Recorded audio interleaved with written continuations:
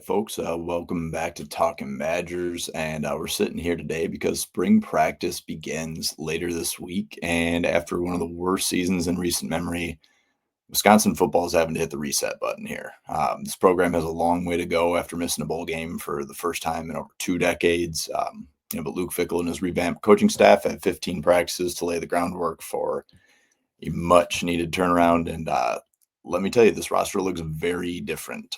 Between 19 transfer portal additions, 15 early enrollees, 34 total new faces are going to be suiting up in Madison this spring. Jeff Grimes takes over the offense. Mike Tressel's defense has a ton to prove, and Wisconsin has major questions to answer at several key positions.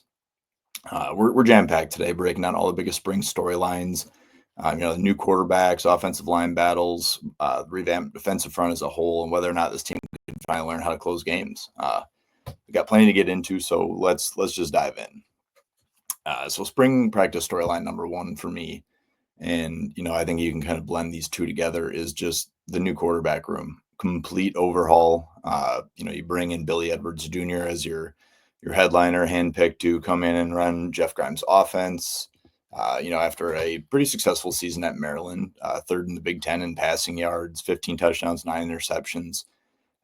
Maybe not necessarily an absolute game breaker, but he's somewhere between a game manager and with some playmaking ability. And I think he's someone who can honestly help elevate this offense quite a bit relative to what we've seen the last 2 years. Also bring in Danny O'Neal as your clear-cut number 2 quarterback after starting as a true freshman for the Aztecs. And you bring in Carter Smith, a 4-star quarterback that the staff was able to bring in late in the 2025 recruiting class, and was a big win overall. He's someone I think you'd like to get a lot of opportunity and see what he's able to do and how he's able to grow between now and fall camp. And then you bring back Milos, the only returning player from this room off last season's roster. It's a room that I think in many ways it's hard to say that it's markedly better, right? Because Tyler Van Dyke didn't get the opportunity he wasn't able to stay healthy, and he wasn't able to grow within Longo's offense and see what he was able to become from game one to the end of the season. Injuries forced Braden Locke into the starting role again, and we don't need to rehash that. It wasn't nearly good enough. Quite frankly, one of the most porous quarterback performances in all of the Power Four last year, which kind of leads me to my point. With simply competent quarterback play this year, if they can just get to a baseline of solid quarterback play, I think Wisconsin's offense can make a big jump, quite frankly. I think that we have grown so accustomed to seeing,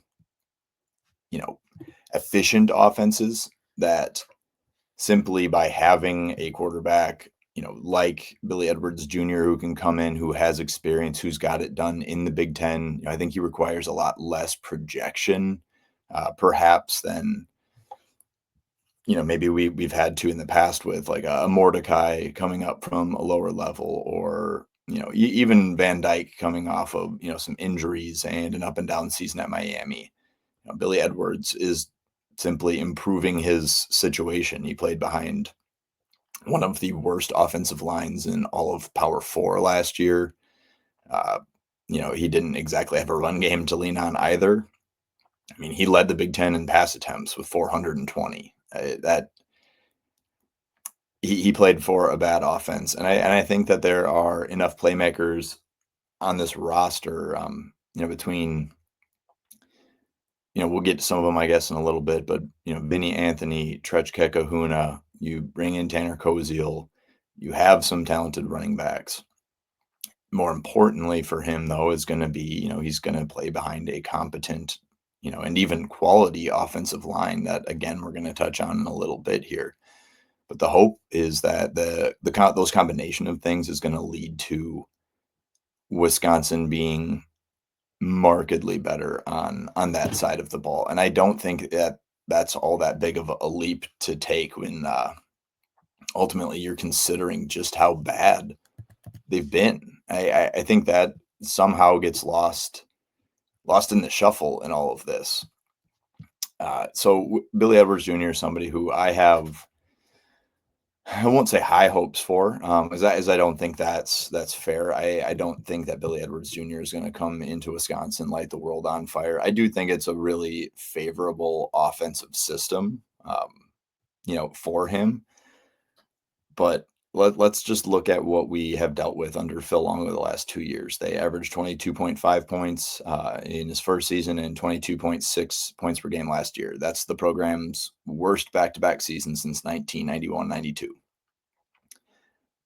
You know, if you look at the advanced metrics, 106th in EPA per play, 104th in EPA per dropback, 100th in EPA per rush.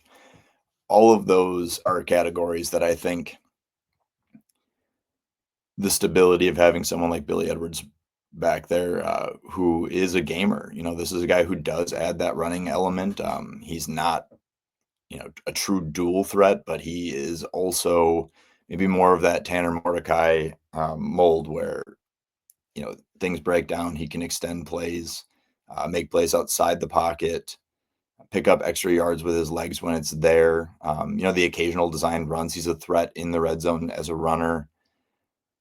I think he opens a lot of things up for this offense, and by simply not being so reliant on the quarterback position to, on its own, drive offensive results, I think in that regard, they're headed the right direction. And I think while not maybe the splashiest hire, Jeff Grimes makes a lot of sense for this program now and in the future. And then in terms of Danny O'Neil, I do in some ways struggle to see him as a long-term solution, but the nature of college football right now, you are rebuilding your roster year over year. And I think anytime you have an opportunity to go out and get a guy who started 11 games as a true freshman for the Aztecs, coming from an offensive system that has a lot of similarities to the one that Grimes is going to be running, I think you feel really good about that.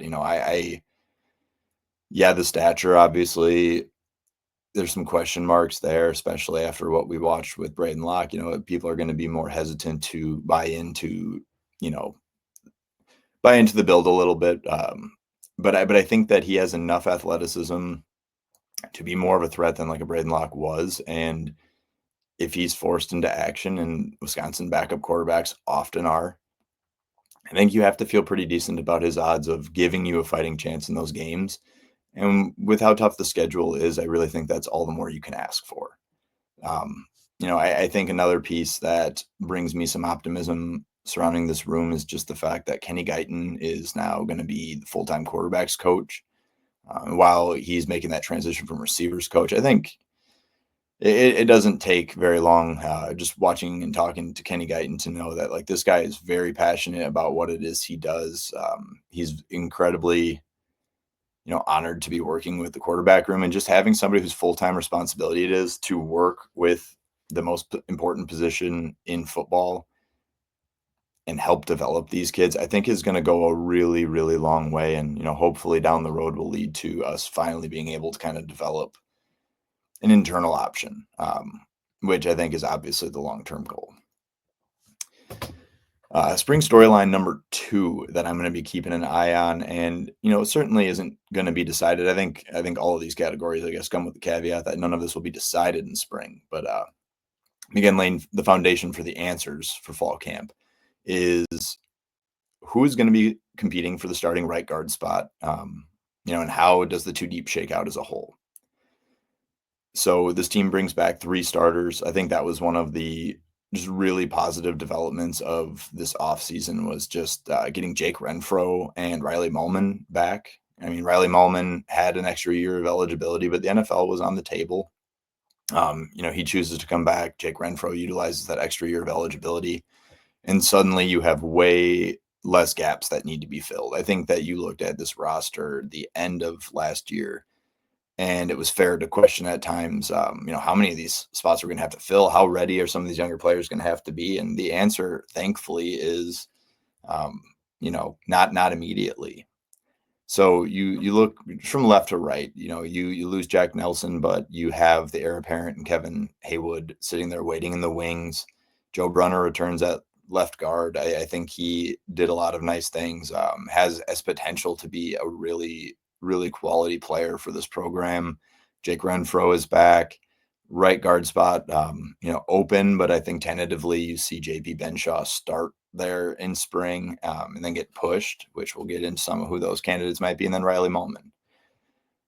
And if that's your starting five, I think you feel pretty good about that. A position that went from, I won't call it a weakness, but relative to the Wisconsin standard, wasn't what you would love to see under Jack Bicknell. They bring in AJ Blazik, and the tides turn pretty quickly. He turned that into a really solid group, and you bring back some really key pieces there. And Kevin Haywood is somebody with high pedigree who I'm really excited about. I think has a tremendous amount of talent. I think this line has the potential to take a step forward this season, which is going to be absolutely necessary, especially given the slate that they're facing. But let's talk a little bit about the two deep and then kind of who some of the candidates might be at guard. I just the tackle spots. I think you're going to see a combination of Barrett Nelson and Leighton Nelson, who got hurt last spring, who was brought in from Vanderbilt, ties to Blazik. But I think in some capacity, those are going to be your backup tackles. And I think you can feel pretty decent about that. They're both guys that have seen the field a little bit, projectable frames. I think Leighton probably projects best at right tackle. I know at the time that he was brought in, he was viewed as a potential long-term solution there at right tackle. So we'll see how he looks coming off that injury. And Barrett Nelson is someone who has sniffed the field correct the two deep before. Colin Cubberly is someone who enrolled early last year, was in the two deep, has done some nice things. The staff, likes him on the interior long term, and I think that's also the best position for him. And at the other guard spot, and somebody who I think will be a strong candidate to push for a starting role at right guard is Emerson Mandel. I am incredibly high on his long-term talent.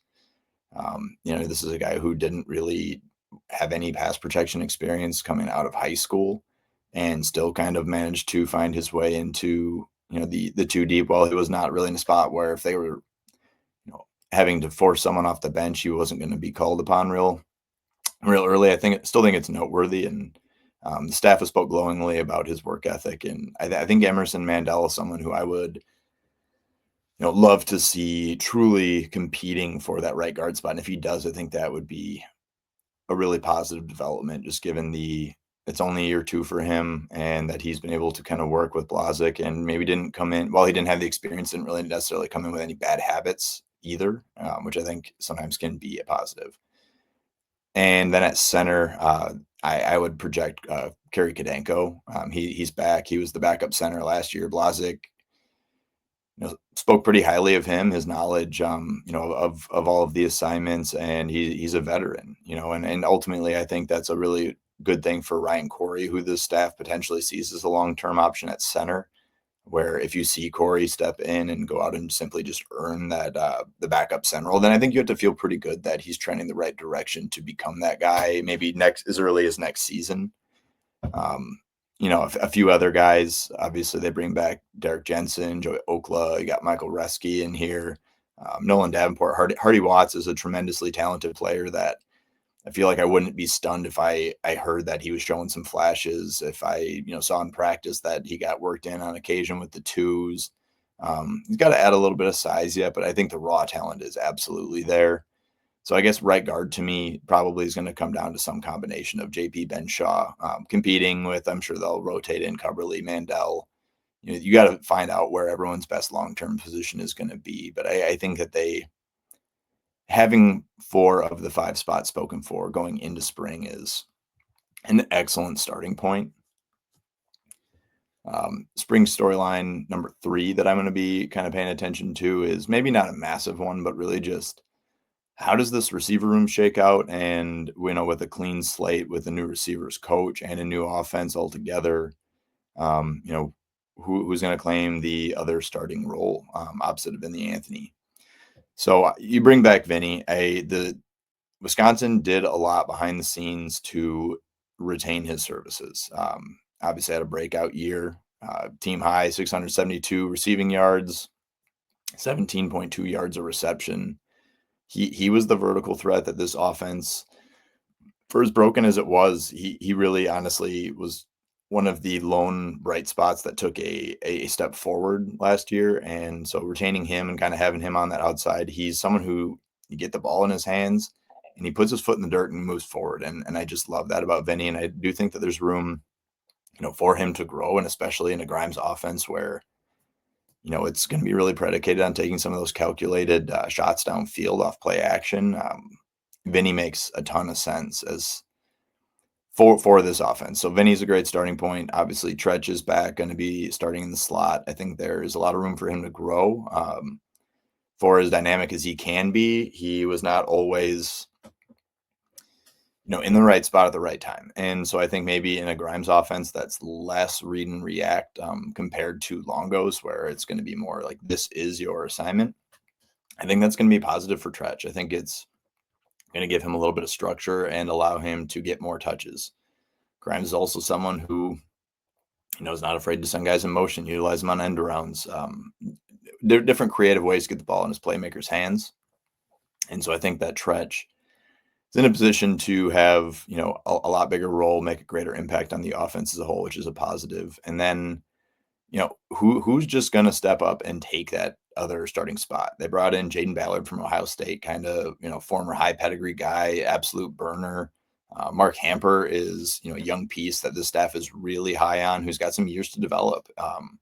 If he's not ready right away, but I think has really what you'd like to see physically from a kind of a possession wideout. So I'm looking at those two guys as probably the top options, to claim that starting role next to him. I think if Ballard comes out and earns it, that would be really exciting just to have two guys, on the outsides with Vinny and Jaden Ballard with the speed that they have, with a guy like Tanner Koziel that can kind of operate in the middle of the field, Tretch, who you can use in some unique ways. I think that would be really fun.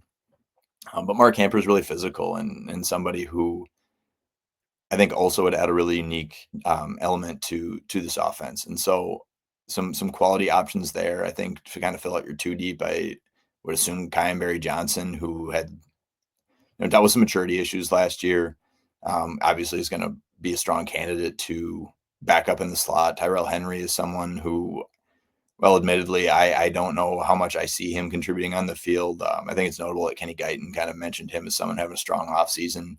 And then Joseph Griffin Jr. I mean, Wisconsin brought him in last spring, and he wasn't able to play last season. Had produced a little bit at Boston College. Really unique frame athletically, projects on the outside. Where does he fit into the mix? I kind of think that there is a really strong path for him to being in the two deep. So the receiver room, just how does it shake out? The offense is really different. With that clean slate, we'll see. How much are things going to change? It's hard to say. Quincy Burrows is someone who, with his speed, if he can take a step, maybe he gets a look in an offense like this. Eugene Hilton Jr. is a really talented player. I think comes in more well-rounded than a lot of other freshmen, and receivers a spot that, in my opinion, it's a little easier to break into, as a young player. And so I think there's an opportunity for him to work in and try to at least put himself in the mix, headed into fall. On the other side of the ball, one spot, maybe not necessarily one spot, but just kind of the secondary as a whole is where I have a question on how things are going to shake out. And the reason being is really just how does Wisconsin utilize that nickel spot? Obviously Max Lofi played a lot of that last year. And as things kind of evolved, Austin Brown, due to being a pretty versatile player, was able to step in. And I thought he really played pretty well out of the slot as that big nickel. Where is that? Is that the route that they want to go again this season? I'm really curious to see how do they line up initially. Do you want to rotate in a handful of guys at nickel to see, who can handle that responsibility? Because at safety, thank goodness you bring back Preston Zachman, who I think is just Mr. Reliable for this defense, is a really strong player in pretty much every facet, and he can clean up a lot of mistakes. Matthew Trainer, who they brought in from Richmond, is a really intriguing player with years to develop, hard hitter. I really like him. He's someone I'm going to have my eye on. I think could be a candidate to start if Austin Brown is viewed more as that starting nickel. Matt Young, obviously making that leap from D3. You wonder how it translates, but easy guy to root for. Put up some of the most gaudy stats at that level that you really possibly could. And I honestly think that all of the athletic tools will project pretty well. It's just the Big Ten from Division III is a big jump, and so where does he fit into that mix? But I definitely think that he's someone who will see the field. But if not Austin Brown playing snaps at safety, where does that leave you with the last guy filling out that two deep? Is that a walk on option like Charlie Jarvis? Do you turn to Raphael Dunn, who wasn't really an option a year ago? How big of a leap has he taken? Then all of a sudden you kind of are looking at some of the incoming freshmen, Grant Dean, Luke Emmerich, Remington Moss, Jameer Scott, like talented players in their own right. But, and I guess it would be a really positive development. I think maybe that's the takeaway here, is that there's going to be reps for those young guys to see what they're capable of. You can utilize spring to throw guys in uncomfortable situations and see what works for them. But I have questions. Safety. I think if you add Austin Brown back into that mix, a trainer, Zachman, Young, Brown, I think that's a strong enough pairing of four there that you could feel good about. But at quarterback, obviously Hallman and Forkreen, you get them back, and you're feeling good about corner. Your depth as a whole, I think, is okay. Obviously lose Xavier Lucas. Don't need to rehash all that. That's a tough loss. RJ Delancey was, just kind of a guy for Wisconsin, I think, in bringing in Latimer and, Hill for Miami. I think you've got some depth, some depth pieces there. Agard, Jay Harper are guys that I think are going to fill out some of that. I know the high school film, I definitely saw Emilio Agard as somebody who might be a really strong option in the slot. So I'll be curious to see, does he get some spin there? Who Owen Arnett was, in the two deep last year in the nickel. I don't know whether or not he was truly the next man up, but he's someone that this staff has, spoken pretty highly of. He's gotten a lot of opportunities. They know what they have in him, I think. So we'll see. I guess the baseline is at the nickel, as they're rotating in, is just going to be who is able to supplant those Owen Arnett snaps. Who's taken enough of a jump, who coming in at a baseline level is going to be able to potentially contribute there ahead of them. So really just like how does that entire situation shake out? I'm really curious. I think that because of the return of Hallman and Forkreen, you're going to have some options, but due to just how transient college football has become, you've got a lot of new faces both at safety and at cornerback that you are going to have to get looks at. And I don't think you really walk away with much of an answer in terms of what the plan is until the end of spring, if things start coming into focus a little bit. Otherwise, obviously they could potentially portal again after the spring and bring in someone else, because every team's always looking for veteran cornerback play. That's just true for every team. And kind of the last thing I want to touch on, the last storyline, and I think it's a huge one. Speaking of positions that every team in college football cares about and wants to improve at, is the defensive line. There are so many new faces in EJ Whitlow's room. And my question, and we won't know this coming out of spring. We won't know until they actually play somebody, but are they going to be good enough in 2025? Defensive line was, while I can say that they played better than I thought they would last year, I think that more so speaks to how well I didn't think they would play last year. Like I thought they were going to be a disaster, quite frankly, and they weren't, but they couldn't hold up against the run at all. And obviously that was a huge point of contention this offseason. Luke Fickell's talked about it a ton. The defensive line room underwent a complete overhaul, which makes it one of the toughest positions on this entire roster to really project. They needed to get much bigger, much more physical up front. They brought in a ton of new personnel to make that happen. I do think we're going to start seeing, more three down linemen, depending on certain situations, with the fourth kind of serving as that hybrid rusher standing up to give the defense more flexibility. I think you've seen a few, people listed on the spring football roster at outside linebacker with some real size, which I think is interesting. Corey Walker being one of them, Michael Garner being another. Those are transfer additions with some size, and where do they go from here? I guess there's an interesting mix of returning players, portal additions. On paper, it feels like they're maybe better equipped to hold up against the run, maybe generate a little bit of pressure up front. I'm mostly just I'm happy with the size they brought in. Parker Peterson is somebody who I think probably slots in as, I mean, he said as much. He was brought in to be a run stuffer, and with his size, I think he gives you that. Charles Perkins is a guy I've got my eye on. I think is someone who's going to push for a starting role right away. Great size, was a freshman All-American at a lower level. I think he projects as a nice run stuffing option. Javier Suggs is someone who Wisconsin was in hard last year, and in a limited role performed really well at LSU as a pass rusher. I think some of those guys, I think they're going to absolutely factor in. Dylan Johnson's back. He had to play snaps as a true freshman and is somebody who I think long-term projects as a pretty nice piece. Ben Barton's back. Obviously, he's put on a lot of weight this offseason. He was someone who was utilized a lot by the staff last year, in some ways out of necessity. But overall quality depth piece, I think you want to be able to roll as many bodies in, quite frankly, as possible, to try to keep them as effective as possible, wearing guys down. Just they need to be more effective in stopping the run and in eating up blocks to free up the linebackers to make plays, because this front seven has not been able to generate anything that resembles a pass rush the last 2 years. And you can't point fingers at any one spot, because I think there are layers to some of these failures, but definitely need better defensive line play. And what do you have from a guy like Brandon Lane? During fall camp, a couple of times I had gotten a chance to watch him. I thought maybe there was something there, and clearly the staff did not feel the same way. And he also wasn't very impactful in the snaps that he was in the field. So, it's really just kind of hard to tell what that room is going to be. But that to me is a major storyline that we're going to really be having to follow. What do they have there?